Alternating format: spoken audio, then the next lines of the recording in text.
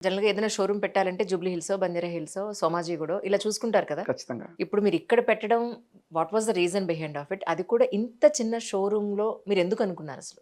అంటే యాక్చువల్‌గా ఒక గోల్డ్ షాప్ అంటే ఒక అంబియన్స్ ఉండాల్సిందే. ఒక మంచి ప్లేస్‌లో ఉండాల్సిందే. అవును. బట్ అది ఎవరికి డబ్బులున్న వాళ్ళకి మాత్రమే సాధ్యం. నాలాంటి ఒక కళాకారుడిని అంటే నాకు పని చేయడం మాత్రం తెలుసు. మా నాన్నగారు చిన్నగా ఒక కానిస్టేబుల్ కుటుంబం నుంచి వచ్చాము. ఒక 2003లో మాకేం లేదు. అంటే ఉండడానికి ఒక రెంటెడ్ హౌస్. మా డ్యాడీ చిన్న స్కూటర్ అలా సాగిపోతున్న తరుణంలో నేను చదువులో లాస్ట్ బెంచ్ స్టూడెంట్ అన్నట్టు. ఓకే. 10థ్ క్లాస్‌లో లాస్ట్, ఇంటర్మీడియేట్‌లో 5 సబ్జెక్ట్స్ ఫెయిల్ అయ్యాను. హ్మ్. ఏం చేయాలో తెలియదు.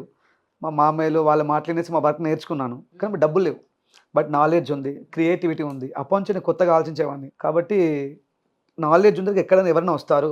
నాలెడ్జ్, సబ్జెక్ట్, స్కిల్ ఉంటే అంబానీ కూడా రావాల్సిందే, అదానీ కూడా రావాల్సిందే అన్నట్టుగా కరెక్ట్. ఎవరైనా రావాల్సిందే. వాళ్ళదే నాలెడ్జ్ ఉంది, అందరూ ఎళ్తున్నారు. మనదే నాలెడ్జ్ ఉంది, అందరూ వస్తారు. అవును. అనే ఉద్దేశ్యం నా మైండ్‌లో ఫిక్స్ అయింది. డబ్బులే ఇంపార్టెంట్ కాదు. నువ్వు ఎక్కడున్నా ఎవరైనా వస్తారు. స్కిల్ కొత్తగా ఆలోచించని చెప్పేసి ఆలోచించాను. బట్ నేను డబ్బులు సంపాదించాలంటే నాకు ఇన్ని సంవత్సరాలు పట్టింది. అయినా ఇప్పుడు నేను ఒక షోరూమ్ పెట్టేంత స్తోమత కూడా నాకు లేదు.